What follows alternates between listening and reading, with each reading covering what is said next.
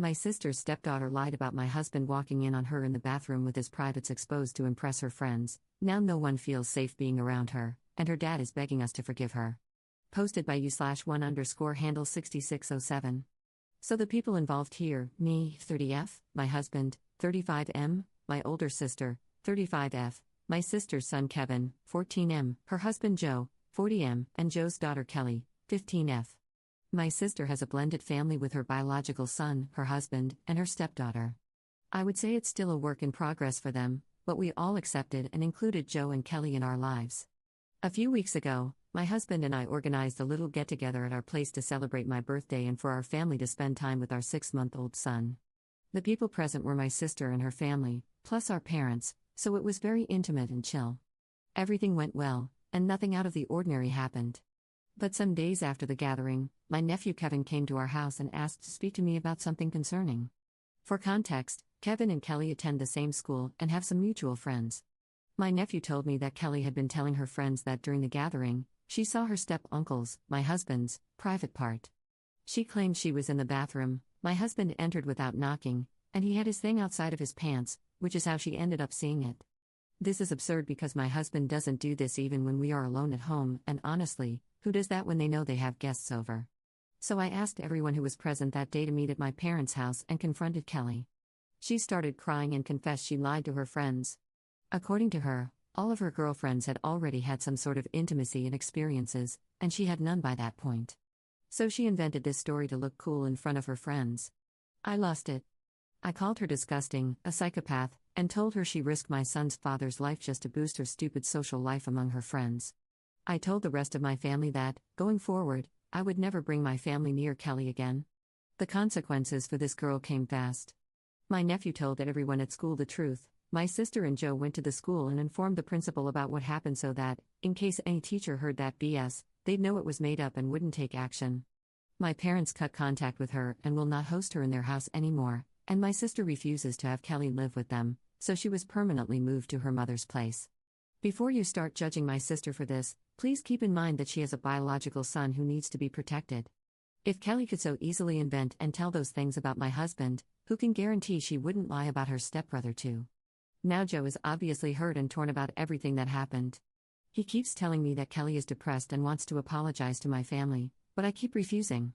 I explained to him that I don't need her apology and she shouldn't waste her time with this because I will never forget what happened or move past it. Joe keeps begging me to forgive her because she is just a stupid teenager, and maybe if my sister sees me forgiving her, she'll be willing to eventually accept Kelly back. I told Joe that a stupid teenager can have the power to ruin a man's life and reputation, so I'm not risking it. Also, I fully support my sister, and I want to protect my nephew too. Before Kelly was moved to her mother's, Kevin stayed with me and my husband for a few days. So I don't regret my decision at all. I stand by everything I said, but I feel bad for my brother-in-law. Regardless of how messed up his daughter is, he is a great guy, respectful and someone who really values the concept of family and honesty. So, I don't know, I guess I want to ask if I was the jerk towards him? /relevant comments. Downvoted commenter. This is a tough one, but I think I'm at you're the jerk. I think you can, and should, receive and accept the apology, but that by no means requires you to give up your boundaries. Actions, even ones that come with a subsequent apology, have consequences. You can forgive but not forget. You can choose not to have her in your life. That said, Kelly is a child, her frontal cortex isn't fully developed. She made an enormous mistake, and she will have to live with that. You didn't truly suffer any negative consequences, and all damage has been avoided.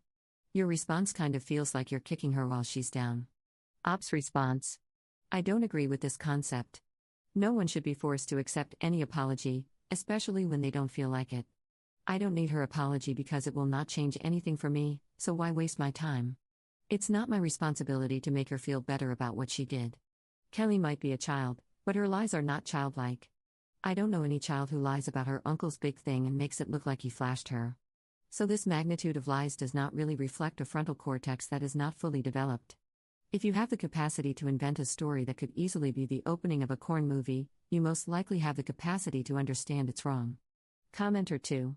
The thing that everyone keeps forgetting is that even though it sounds like an accident the way she told it, it could still end up with him being arrested and charged with indecent exposure to a minor. Even if found innocent, he would always have that stigma attached to him. People around here don't mess around when it comes to things like this. Ops response. Exactly. Thank you for this. I left a lot out of the post because I'm not sure what's allowed here or not, but let's just say that no sane adult who heard her story would ever think it was an accident.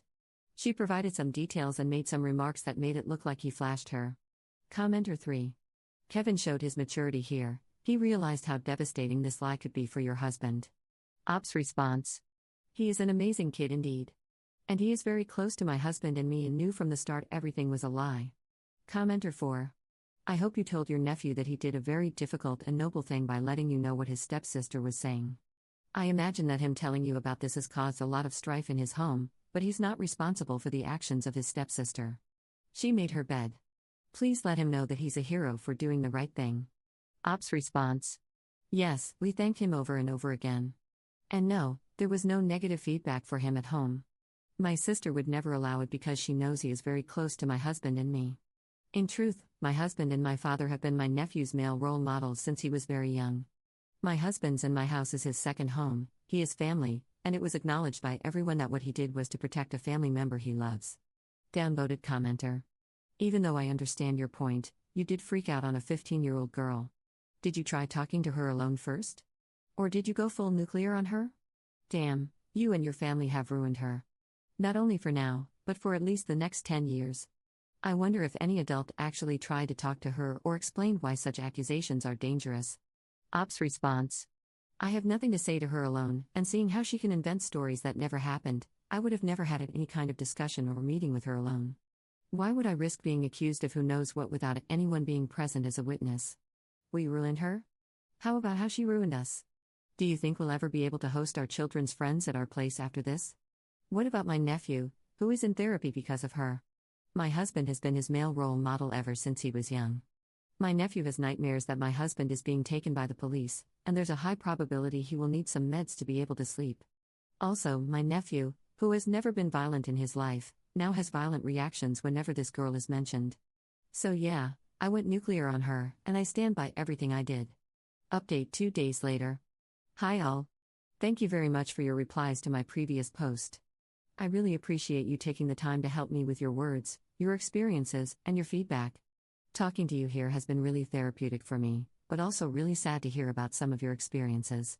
I have received many messages from you asking for an update. There isn't really much to say, nothing big has happened, but I have talked to my sister, and she gave me some updates. But before getting to that, I want to clarify 3 main aspects that keep coming up. 1. We are all sure that Kelly lied. There is no debate, no what if, no one has any doubts. Some of you really have a sick mind, just like Kelly, so I can understand why you are taking her side. But please try to stop being so gross, even for a little bit. I get that some of you speak from personal experiences, but for the love of God, not all deranged teenagers were victims of SA, and most certainly, my husband did not SA her. For those who need things spelled out for them because they don't understand otherwise, stop sending me DMs claiming my husband is a predator, telling me I'll regret it when the truth comes out, calling me names for defending my husband, and saying that I am protecting predators. I will keep ignoring your messages, I will not lower myself to your level, and I will not entertain your delusions. Right now, it seems the only predators are you, because otherwise, you wouldn't be such sick individuals wishing bad things to happen to people you don't even know. 2. You do not offend me by claiming this is fake. If you truly believe the story is fake and I made it up, why would you waste your time commenting? You're free to move on and just ignore me. 3. I'm not willing to forgive Kelly, I'm not willing to allow her to apologize, and I am not willing to ever have her near my family, meaning my husband and my son. My husband is not willing to do any of these things either. This is a shared decision, and we will never have anything to do with this girl. Stop blaming me for what the rest of my family is doing. I do not command my parents, my sister, Kelly's father, or my nephew. If they cut contact with her, it was their own decision. We just told them our boundaries, but they can do what they want. Now, as I said, I talked to my sister, and some things are going to happen this week. First of all, Kevin is coming to our place tomorrow and will spend the entire week with us so that my sister and her husband can have time to sort things out. They plan to visit Kelly at her mother's place, sit her down, and tell her what is going to happen. My sister asked Kevin if he wants her to divorce or if he feels unsafe living with her husband. My nephew told her he does not want to ruin her marriage, he does not hate Joe even if he said it a couple of times, and he does not feel unsafe with him, but he does not ever want to be near Kelly. My sister and Joe started working with a therapist to see if they can salvage their marriage, and it has really helped them. So for those wishing them to divorce, they will not. The therapist explained to Joe that he can still have a relationship with his daughter while keeping his other family too. The only thing needed is for him to be willing to work for it. She also said that divorcing and giving up his own life and happiness is not a solution, because where does it end? He divorces my sister, gets a new wife in a few years, and if Kelly does something again to that new family, is he going to once again give up everything he has and start over? He needs to see himself and Kelly as two different individuals with their own paths in life.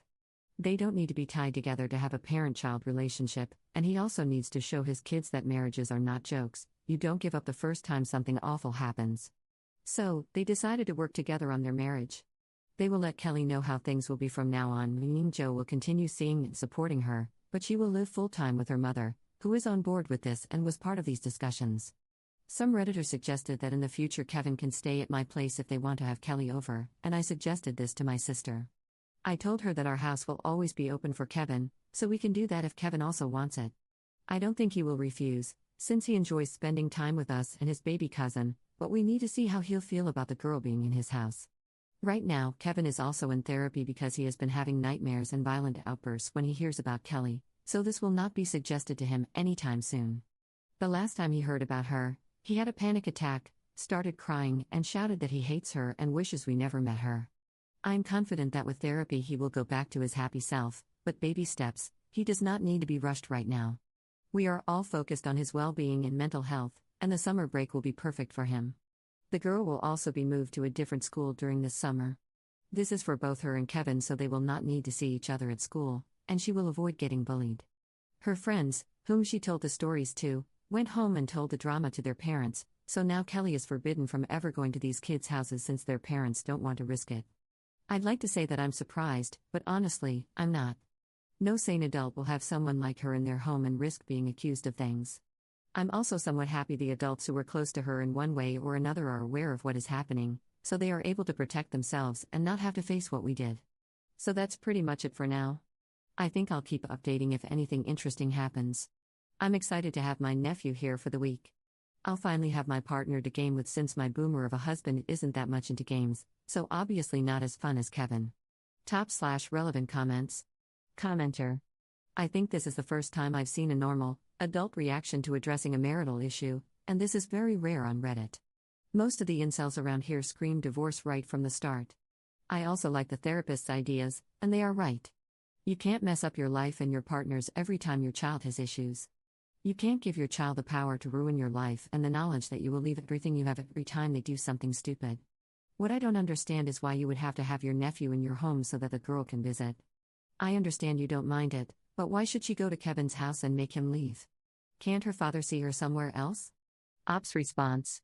In the foreseeable future, Joe will see his daughter somewhere else, and she will not be allowed at their house. Honestly, I suggested that option just thinking about Kevin's safety and comfort. My husband and I don't mind having him with us, and I want him to be safe. As I said, this is not something that will happen anytime soon or be suggested to my nephew anytime soon, but if it ever becomes an option, I just wanted us to have this solution available. Is Op's sister okay with Joe maintaining his relationship with Kelly? My sister is okay with Joe having a relationship with his daughter, but that relationship has to happen away from our family.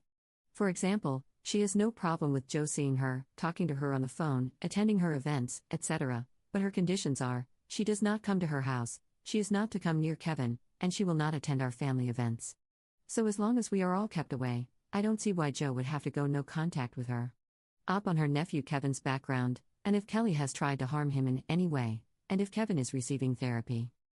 Thank you. No, fortunately nothing else happened to him with Kelly, but this situation shocked him. His bio father and paternal grandparents were never in his life, so he was always the shared baby in our family, at first between my sister, my parents, and me. Later on, I met my husband when Kevin was really young, so he grew up with my husband. My husband and my father have been the only male role models he ever had before meeting Joe.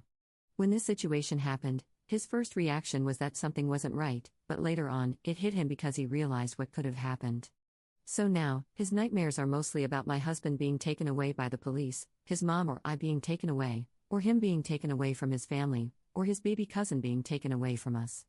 He was scared to show affection to us, like hugging my husband or me, because he was unsure if that could cause harm. We are working with him. We tried to keep as much as possible away from him, but he's not stupid, and he just got very scared. With therapy and time for him to see that we are all fine, I'm sure we'll go back to normal eventually. Op responds to a downvoted commenter regarding the peer pressure taking place from Kelly. Logically speaking, I fully understand your point of view. And I'm not saying it's wrong, but I'm left with these thoughts. I get peer pressure, I get wanting to brag to her friends, I get your point about wanting to be the object of someone's sexual affection. But she could have invented an imaginary person. She could have mentioned an imaginary family friend, an imaginary cousin, anyone. It's not like her friends even know my husband, he's not some eye candy for hormonal teens. So the concerning aspect is that she could have literally invented anyone for her imaginary story, yet she chose a very real adult who happens to be double her age. Now, she did it once. Who can guarantee it won't happen again? She invented a story about my husband with events that never happened. What if something actually happens by accident? What if, for example, my nephew enters a room while she's changing without knowing she's there? What if, in her next group of friends, she once again feels left out for not being able to relate to their experiences? What if she next invents stories about someone else in the family? Personally, if you were my husband, would you ever feel safe being in her presence? I don't see any healthy way for us to ever be in the same space again. Let's leave out the fact that we don't want to and focus on practical details. We don't trust her. Having her near us again would mean always having to move in pairs so that there is always a witness present, just in case, or constantly recording everything. Having her in the same space with us would mean her father having to be with her nonstop. She wants to use the toilet? Fine, take her hand, take her there, wait for her, and then take her back, please. This is uncomfortable, unnatural, and forced. I'm sorry, but there are things you can never come back from, and this is one of them in my book. The risks are too high, and it's not worth it. What does Kelly's mother say about this incident? From what I know from my sister, Kelly's mom sent her apologies to us for everything that happened and is shocked as well. I assume it's not easy for any parent to find out about such lies told by their own kid. She is working with Joe on this and agreed to keep Kelly full-time with her and far away from us. Joe stopped trying to insist on us forgiving her, and no, she did not try to reach out. Is Kelly receiving therapy? I think she was put in therapy by her parents. I can't imagine her father starting therapy with my sister but not putting Kelly into it.